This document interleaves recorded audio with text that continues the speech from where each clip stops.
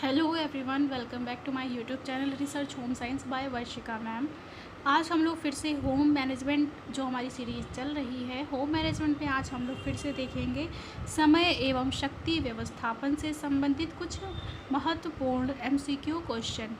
इसमें आपको एक क्वेश्चन मिलेगा, इसके 4 ऑप्शन होंगे। आपको बता दें कि आप प्लेलिस्ट में जा करके होम मैनेजमेंट में एक लाइन से चलती हुई सीरीज़ सॉल्व कर सकते हैं, जिसमें हम लोग लेसन 1 से करके ऐसे धीरे धीरे लेसन 2, लेसन 3 अलग अलग टॉपिक पे होम मैनेजमेंट के ही topic wise MCQ question solve कर चुके हैं। तो चलिए शुरू करते हैं आज का भी वीडियो। माइक्रो मोशन फिल्म विश्लेषण तकनीक है, तो ये बताइएगा आप लोग, माइक्रो मोशन फिल्म विश्लेषण जो तकनीक आपने पढ़ी है, ये आपने कहाँ पढ़ा है? आंसर होगा कार्य सरलीकरण। वर्क सिंप्लीफिकेशन में आपने 2 तरीके की तकनीक पढ़ी हुई थी, एक था औपचारिक, दूसरी पेन पेंसिल। माइक्रो मोशन आपने कार्य सरलीकरण में देखा है। नेक्स्ट देखिए क्वेश्चन नंबर 60। कार्य सरलीकरण की 2 तकनीक है, औपचारिक व पेन पेंसिल। नाम जरूर याद रखिएगा।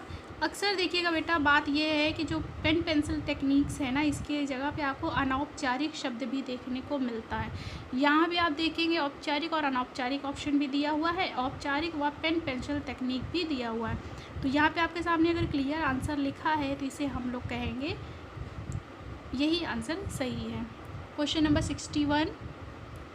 पारिवारिक जीवन चक्र की किस अवस्था में गृहिणी को समय और शक्ति की मांग सबसे अधिक होती है? तो द्वितीय अवस्था। इसे ही हम लोग शिशु आगमन की अवस्था भी कहते हैं, स्कूल की अवस्था भी कहते हैं, महाविद्यालय की अवस्था भी, व्यावसायिक समायोजन की अवस्था भी, क्योंकि इसमें जब बच्चे आ जाएंगे जीवन में तब कार्य के लिए समय और शक्ति सबसे ज़्यादा प्रयोग की जाती है। तो याद रखिएगा, सबसे ज़्यादा व्यस्तता इसी अवस्था में होती है। नेक्स्ट 62। देखिए अभी आज आपकी फिर से किताबों की जो श्रृंखला चल रही थी कि राइटर कौन से सही है, तो उसमें अभी हम लोगों ने देख लिए काफ़ी टॉपिक। अब हम लोग रिसर्च और एक्सटेंशन कंप्लीट हो गया था, रिसर्च की अब देखेंगे और अदर और भी है सोर्सेज की कौन सी किताब से पढ़ना ज़्यादा अच्छा होगा। तो अभी 3 बजे आपका वो भी वीडियो लाइव आएगा, तो आप फिर से जुड़िएगा। और आपको ऑनलाइन पोर्टल भी बताए जाएंगे जहाँ से आप फ्री में भी सारे क्लासेस कंप्लीट कर सकते हैं, सिलेबस अपना कंप्लीट कर सकते हैं। तो 3 बजे जुड़ना ना भूलिएगा लाइव। Question number 62। फर्श को रगड़कर साफ़ करना कैसा कार्य है? इंपॉर्टेंट क्वेश्चन है ये बेटा। इस तरीके के काम को बता करके पूछा जाता है कि ये किसके अंतर्गत आएगा। आंसर होगा भारी कार्य। मतलब कि फर्श पे बैठ करके पोछा लगाना, फर्श को रगड़कर साफ़ करना, ये सब भारी कार्य के अंतर्गत आते हैं। Question number 63। कम से कम समय के प्रयोग द्वारा अधिकतम लक्ष्यों की प्राप्ति कहलाती है। आंसर होगा समय व्यवस्थापन, क्योंकि यहाँ पे देखिए कार्य सरलीकरण में हम व्यवस्थापन पढ़ते किसका? समय, शक्ति और धन का। अब यहाँ पे क्लियरली पूछ रहा है कि कम से कम समय के प्रयोग द्वारा अधिकतम लक्ष्यों की प्राप्ति कहलाती है। तो जब समय कम प्रयोग करेंगे तो ये समय व्यवस्थापन ही कहलाएगा। नेक्स्ट देखिए क्वेश्चन नंबर 64। उपकरण जो कार्य सरलीकरण में मददगार नहीं है। आंसर होगा घड़ी, क्योंकि ये वर्क को आसान बनाने का कोई साधन नहीं है। बाकी ये जो vacuum cleaner, washing machine, food processor, ध्यान दीजिएगा, ये सब ऐसे क्रांतिकारी आधुनिक साधन हैं जिसके प्रयोग से समय और श्रम की बचत होती है। Question number 65। मनोवैज्ञानिक थकान कितने प्रकार की होती है? देखिए थकान 2 तरीके की होती है, एक होती है शारीरिक, दूसरी मानसिक। मानसिक को ही मनोवैज्ञानिक थकान भी कहते हैं, साइकिक फटीग कहते हैं। और मनोवैज्ञानिक थकान 2 प्रकार की होती है, एक होगा नीरस थकान, दूसरा कुंठाजन्य थकान।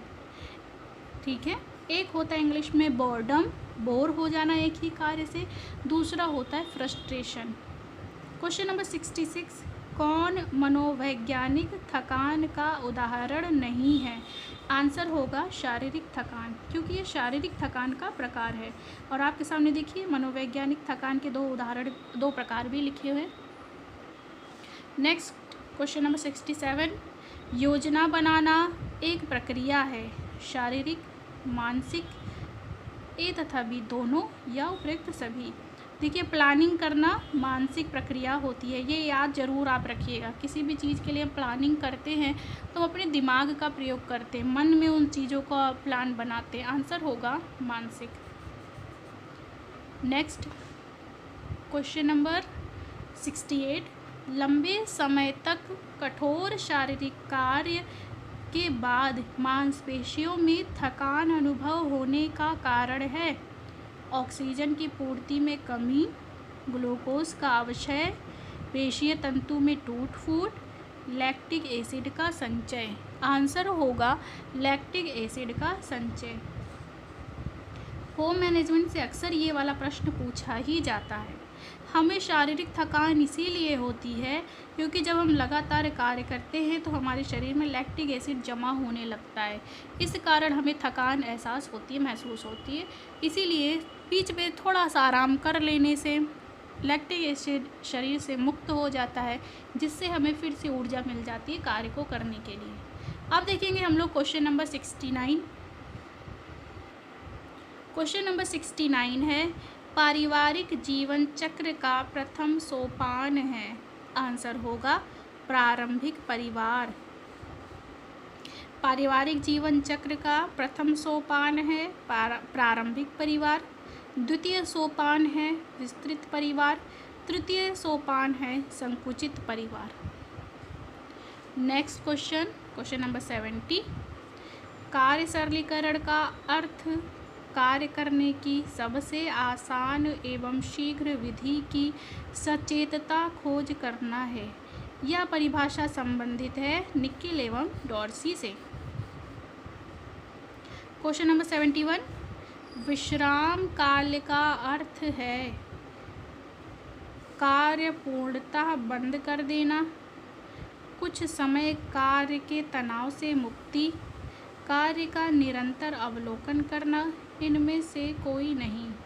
याद रखिएगा कि विश्राम काल का अर्थ होता है कुछ समय कार्य के तनाव से मुक्ति प्राप्त कर लेना। जैसे कि हम कोई कार्य खड़े हो करके काफ़ी समय से कर रहे हैं तो हमें ये कोशिश करनी चाहिए कि अब उस कार्य को छोड़ करके थोड़ी देर हम बैठकर या लेटकर आराम कर ले, जिससे कि हमें फिर से ऊर्जा मिल सके। Question number 72। प्रारंभ में गृह विज्ञान को कहा जाता था घरेलू अर्थशास्त्र, होम इकोनॉमिक्स। Question number 73।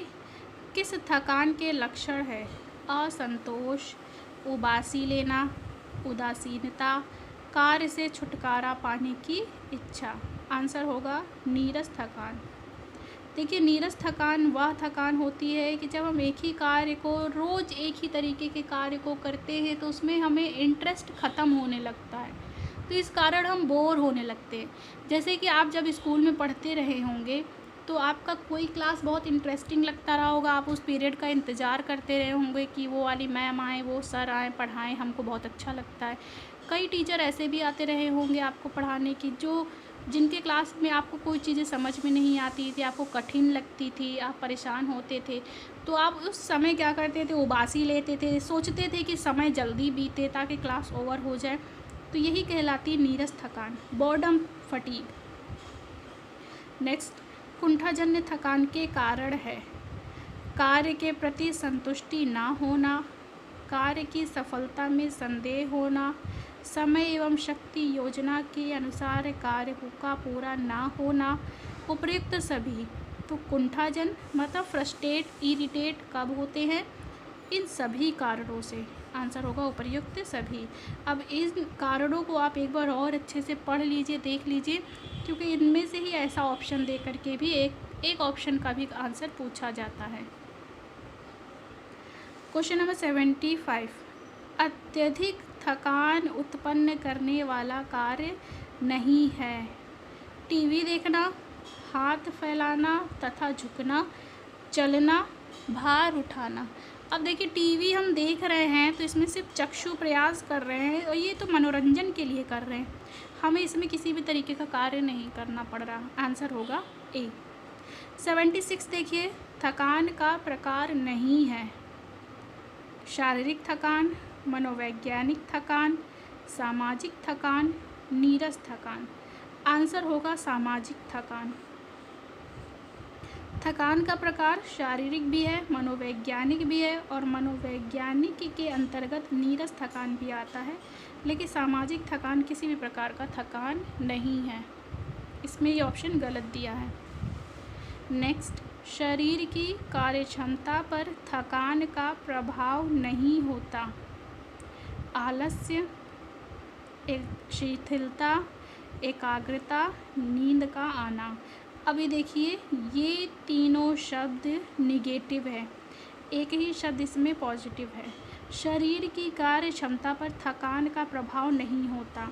जब हम कोई कार्य कर रहे हैं, एकाग्र है, ठीक है, किसी भी कार्य को एकदम मन लगा के कर रहे हैं, तो हमें थकान का प्रभाव दिखाई नहीं देगा। आंसर होगा एकाग्रता। अब देखेंगे हम लोग क्वेश्चन नंबर 78। क्वेश्चन नंबर 78 है, अत्यधिक शारीरिक थकान उत्पन्न करने वाला कार्य नहीं है। कपड़े धोना, सफाई करना, इस्त्री करना, पत्रिका पढ़ना। आंसर होगा पत्रिका पढ़ना। अब ध्यान दीजिएगा कि इस तरीके से ऑप्शन दे दे के बहुत सारे ऐसे क्वेश्चन पूछे जाते हैं, और ये तो उस पर ही डिपेंड करेगा जब आप क्वेश्चन आप रियल सामने में देखेंगे। तो एक आपके सामने ये उदाहरण भी है, इसी तरीके से क्वेश्चन कई फ्रेम किए जाते हैं। क्वेश्चन नंबर 79, औद्योगिक क्षेत्रों में पाई जाने वाली थकान है। आंसर होगा नीरस। औद्योगिक क्षेत्र मतलब सोचिए कि जैसे कोई कारखाना है, अब उस कारखाने में किसी भी चीज़ का निर्माण हो रहा, मान लीजिए कोई पैकेट वाली चीज़ का निर्माण हो रहा है, तो उस पैकेट वाली चीज़ के निर्माण में डेली एक ही तरीके का प्रोसेस डेली होगा, ठीक है।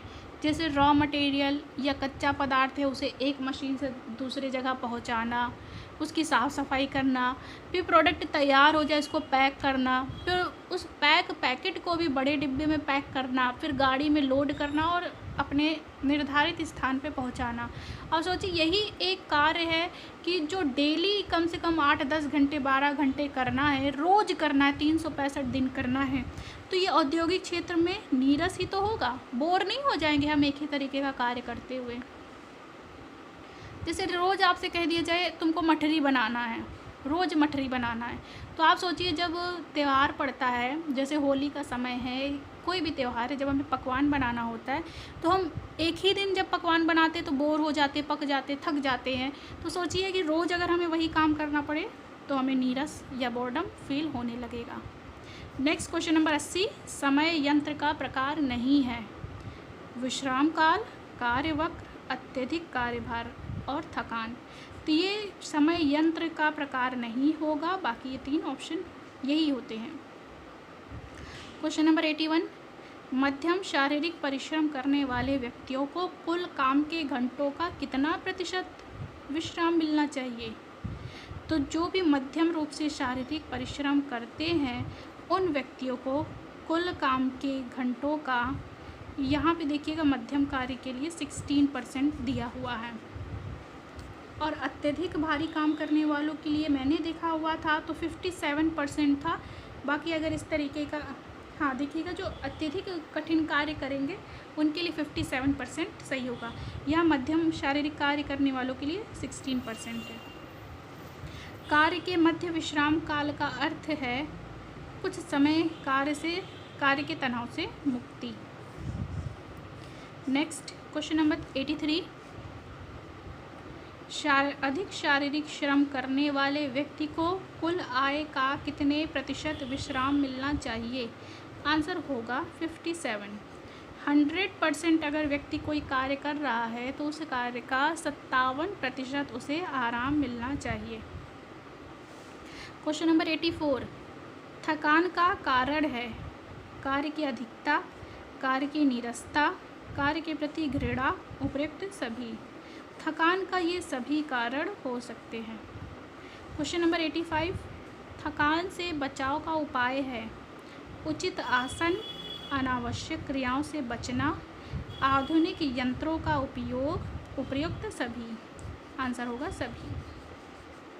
देखिए ये जो आपके सामने बेटा क्वेश्चन की सीरीज़ है ये इतनी इम्पॉर्टेंट है, ये समझिए कि आपके टीजीटी पीजीटी के लिए ये तो बहुत ही बेस्ट साबित हो कि अगर आप ये बस इतने ही एमसीक्यू क्वेश्चन आप सॉल्व कर ले, जितना ये हम करा रहे हैं आपको पूरा एक टॉपिक वाइज चल रहा है एमसीक्यू क्वेश्चन, सिर्फ आप इतना भी पढ़ लें सॉल्व कर लें तो आपके लिए समझिए टीजीटी पीजीटी एकदम आसानी से आप पास कर सकते हैं।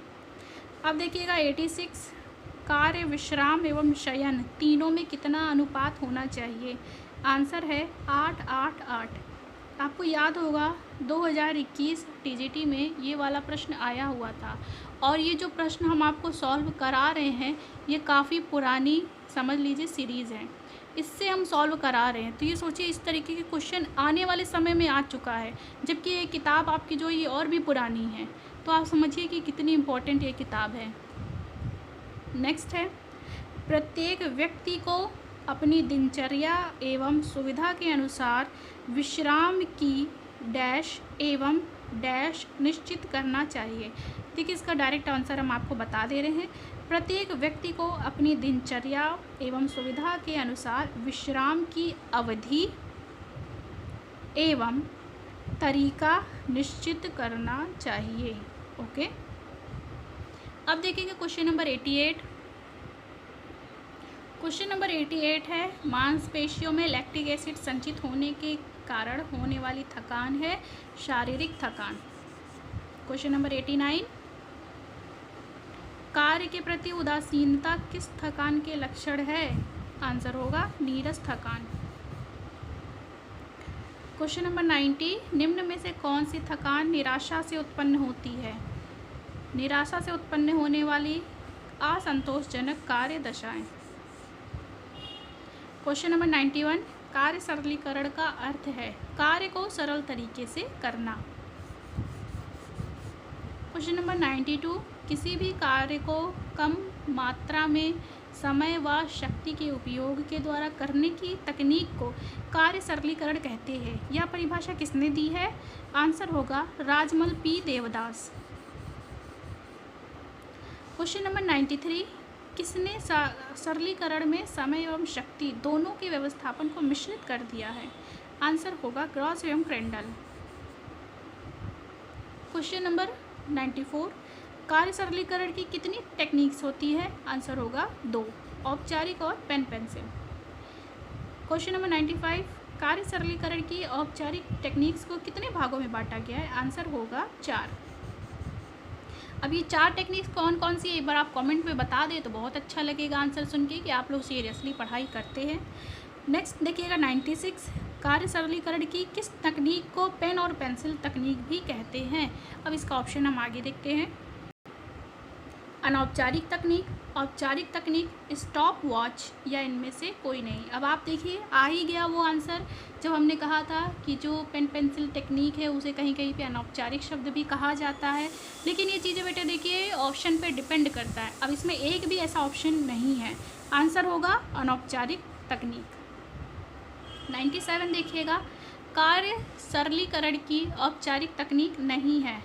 आंसर होगा मल्टीमैन चार्ट, क्योंकि cycle graph, micro motion, memo motion और ये सारी चीज़ें आती है औपचारिक टेक्निक्स के अंतर्गत, लेकिन चार्ट वाली जितनी टेक्निक्स हैं वो औपचारिक टेक्निक्स के अंतर्गत नहीं आती, वो पेन पेंसिल के अंतर्गत आती है। क्वेश्चन नंबर 98, पेन एवं पेंसिल तकनीक इनमें से कौन नहीं है? तो आंसर होगा बी तथा सी। पाथवे चार्ट पेन पेंसिल तकनीक का एक उदाहरण है। स्टॉप वॉच और मेमो मोशन औपचारिक टेक्निक्स का उदाहरण होता है। आंसर होगा डी। क्वेश्चन नंबर 99, कार्य सरलीकरण की इनमें से कौन सी अनौपचारिक तकनीक है? अनौपचारिक तकनीक पूछ रहा है तो प्रोसेस चार्ट और ऑपरेशन चार्ट होगा। साइकिल ग्राफ औपचारिक तकनीक का प्रकार है। आंसर होगा ए तथा